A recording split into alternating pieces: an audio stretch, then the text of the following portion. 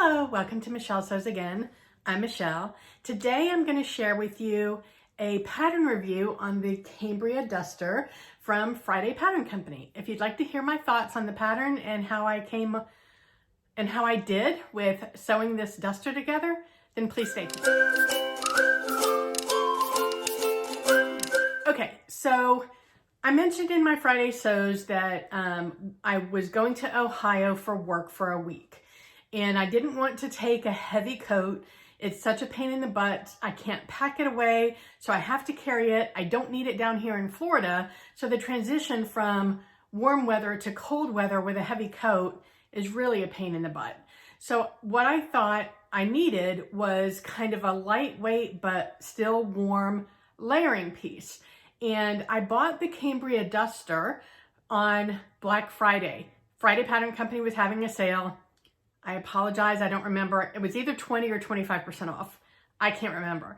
The normal price on this PDF pattern is $14. So I got it for less than that.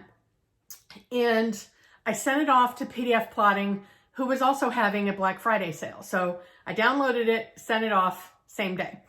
And I got it, PDF Plotting ships their printed patterns really quickly. So I got it pretty quickly.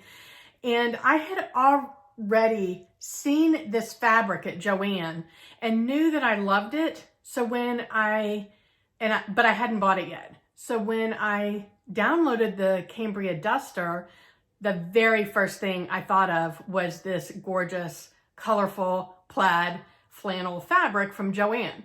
So I went right away to Joann's and I needed 6 yards for the size that I made and the width that this fabric is. I'll tell you more about fabric needs in a minute. And spoiler alert, I love this jacket. All right, so let me get into the review. So let's start with the description.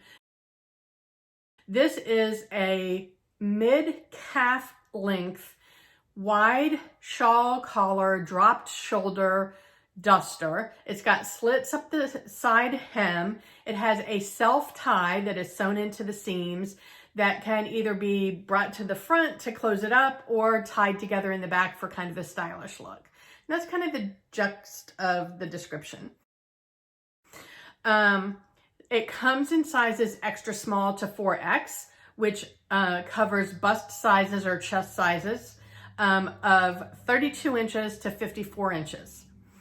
It is drafted for a B cup and for somebody that is 5'5".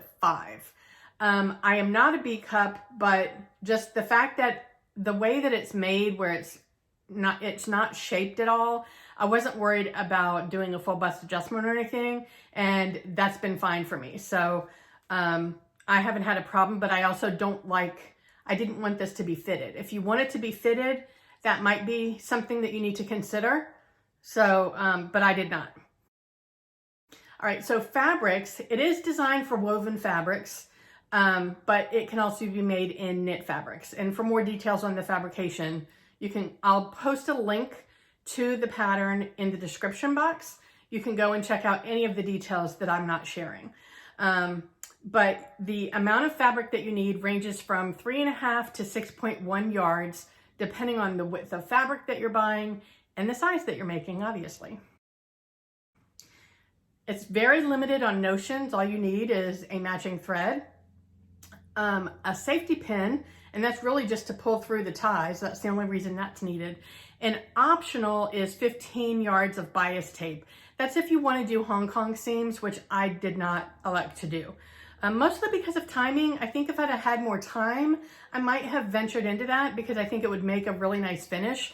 I just used my rainbow Serger thread, which really worked well with this fabric. It blends right in. It is designed for an intermediate level sewist. I don't know if I necessarily agree with that. I think that an adventurous beginner could do this. I only found there to be one tricky part in the making of this, so I think you could probably do it, but they claim that it's for an intermediate sewist, so I just want to share that. The fit is loose and robe-like. It's got loose sleeves, which is why all I worried about was my bust measurement. you should worry about whatever is the widest measurement on your body. So for me, that would be my bust. It is slightly more larger than my hips. If my hips were larger, I would have worried about my hip measurement. So that's the way that I went. So my current bust size is 48.5 inches, which would put me smack dab in the middle of the 1X and the 2X. I decided to go with the 2X because I wanted to make sure there was enough room for me to wear this jacket over sweaters, because I was taking sweaters and heavier knit tops to wear throughout the week because it was supposed to be cold there. I did make some alterations. As I mentioned, this was drafted for somebody who is 5'5". I'm only 5'1". So just based on that alone, I took 4 inches off the length. And it actually hits me right where it's supposed to after making that adjustment. I shortened the sleeves by 2 inches. I probably could have shortened them a little bit more, but part of the design intention is that you roll the sleeves. So by shortening it 2 inches, it was a little bit long, but not so long that when I rolled the sleeves, it was like bulky. So I feel like the 2 inches worked out well for me. And now here's the thing, I'm 5'1", but my limbs, my arms and my legs are short in comparison to my torso.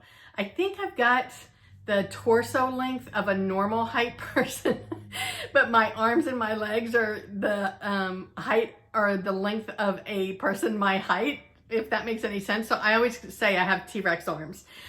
So yeah, that I've always had issues with sleeve length and leg length on pants until they came up with capris and 3/4 length sleeves.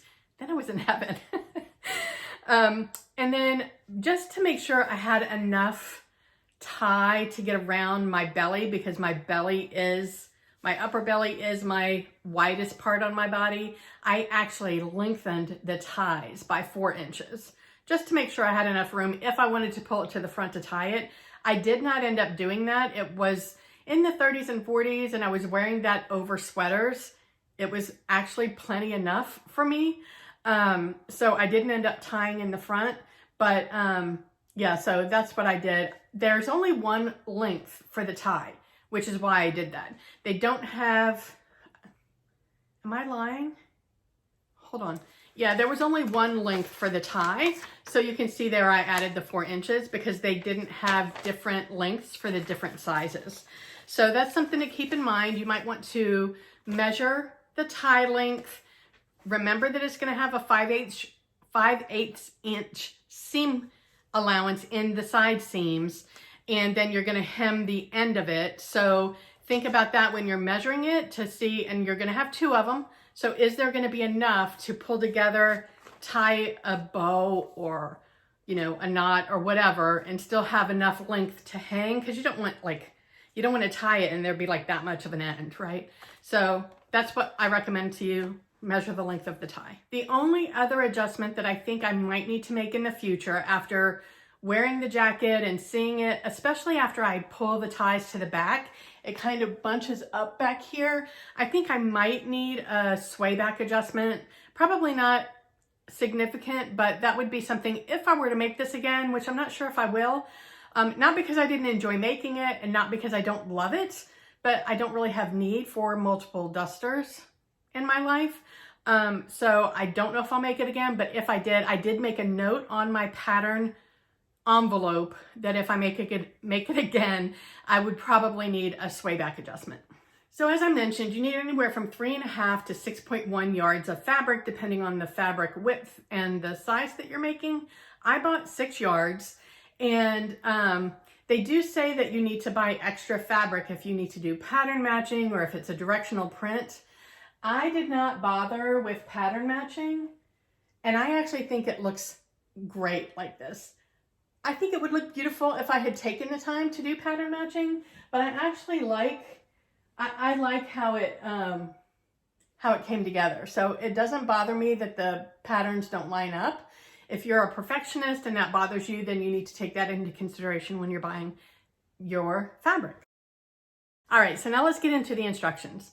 I thought the instructions were super clear, very detailed. They even have a glossary for words that are in italics within your directions, and they've got a glossary explaining those terms in case you're not familiar with it. I found there to be only one tricky part. When you're sewing the front panel, sewing this collar together was really easy.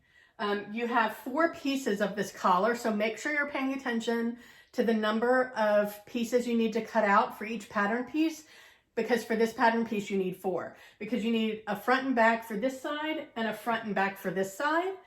And this is sewn together, and this piece stops right here. So there's a seam here. And then you've got a side front panel from here to, from the side seam to the collar panel right here. I know it's hard to see with this crazy print. To me, that was the trickiest part to put together, because I kept getting the collar backwards. I was sewing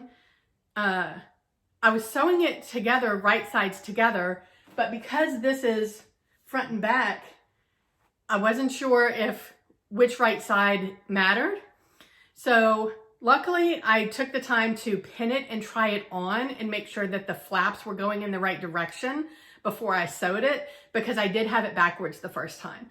So I recommend to you to do the same thing, pin it together, and then try it on and make sure that your sides, that your seams are going on the inside and not the outside. I don't know, maybe it would have worked either way. I don't know, I can't work my head around it right now. But it was a little bit, that part was tricky to me. Now in the instructions, they say that the trickiest part is sewing this front piece to the back piece because of the collar. I didn't find that part to be tricky. Was it time consuming and tedious? Yes. You need to make sure that you've got that collar like pulled straight. You've got to nip in at the corners of the collar piece to make sure that they spread out flat to match up with the back piece. But I didn't find it to be tricky. It was just, you have to take your time on that piece. Make sure you're not creating any puckers, right? Now, outside of that, the rest of it was super duper easy. You're sewing seams together, you're hemming, you're finishing, it's all easy peasy from there. There are 2 sew-alongs that I found on YouTube. I did not watch either one of them, so I cannot recommend one over the other, but one is from Sewing Therapy. I believe her name is Sarah. I have watched her videos in the past. She's very thorough and very clear, like she's very step-by-step in her sew-alongs. So she could be a good one. Like I said, I haven't watched it for this, but I do think she's a good resource. The other one was from Minerva and a sew-along by somebody named Catherine. I also have not watched that one, but it's produced by Minerva, so I would think it's probably pretty good. So if you find yourself getting stuck, then I would recommend you finding one of those sew-alongs. I will link both of them in the description box below. I do want to also share that 5% of the proceeds of all of Friday Pattern Company patterns go to a charitable entity. For this pattern in particular, the 5% goes to the Innocence Project, which is dedicated to helping free truly innocent people from incarceration. I think that's a wonderful cause, so I'm happy that my purchase helped to fund that. All right, so now what do I love about this pattern and what don't I like? I really love everything about it. I'm gonna insert my twirl right here so you can see how it fits me and how it looks. I have it styled with just a simple solid black outfit, which is not how I wore it all week. I'll be honest, I wore it with lots of colorful stuff and I think it looked fabulous, but I did style it with just a basic black tee and leggings and some cute animal print shoes. But I love the way that it fits. This flannel is from Joann. It washed up really nice. I really like it. I was pleasantly surprised. It's beautiful. I love the length. I think that the amount that I took off was perfect. I love that the ties are self ties and not a separate belt. I would lose it for sure. I love this collar. I think it's really beautiful. I really feel like I should put a brooch on that. It's just begging for a nice brooch. Or actually, I might consider doing something embroidery on here. I think that could be really cool. What about like an M a la Laverne from Laverne and Shirley? You know how Laverne had L's on all of her clothes? How fun would that be? And what would like to share with you the labels that I put in here. So the first one says, super proud of this. And the other one says, I keep you warm. How cute is that? It's just nice and cozy and so colorful. Is this not the most beautiful plaid you've ever seen? All right. There's nothing I don't like about it. Let me get to that part. Seriously, nothing. I love it. I love the way it looks. The pockets are perfect. I can't think of anything negative to say about it. So that's all I got. I'd love to know if you've made the Cambria duster. What are your thoughts on the pattern? Or have I inspired you to make it? If so, tell me all about that. And wherever you are, I hope the weather's amazing. I hope you're able to get some sewing in, and I will talk to you next time. Bye.